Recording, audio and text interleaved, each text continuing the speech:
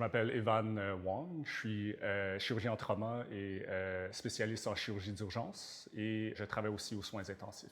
Salut, je suis Jeremy Grushka, je suis aussi un chirurgien de trauma, un médecin des soins intensifs et un chirurgien de chirurgie générale aiguë. La plupart des traumas chez les jeunes, souvent c'est lié à des facteurs qui sont évitables, comme l'alcool, la vitesse, le port du casque, le port des ceintures de sécurité. On ne parle pas d'une petite fracture de jambe où on va après avoir une plaque que nos amis vont signer et on l'enlève en 6 semaines. On parle des conséquences énormes et sévères.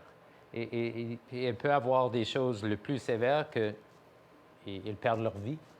Les autres, ils vont avoir un traumatisme crânien très important. Il ne peut pas marcher, il ne peut pas parler, il ne peut pas manger. Ils respirent par un tube qu'on met dans leur gorge. Ils sont nourris par un tube qu'on met directement dans leur estomac. La mort, des fois, c'est pas la pire conséquence qu'on voit. C'est drôle à dire, mais une hospitalisation prolongée, où est-ce qu'il y a une perte d'indépendance, ça a beaucoup de conséquences sur les proches des patients aussi.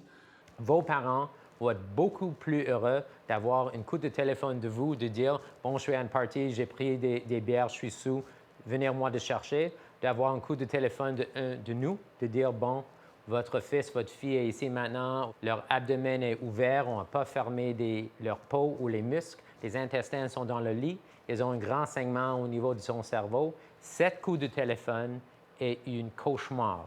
Un coup de téléphone que dire « Maman, papa, j'ai fumé du pot ou j'ai bu des bières, venez-moi de chercher », il ne va pas avoir grandes conséquences pour le reste de votre vie.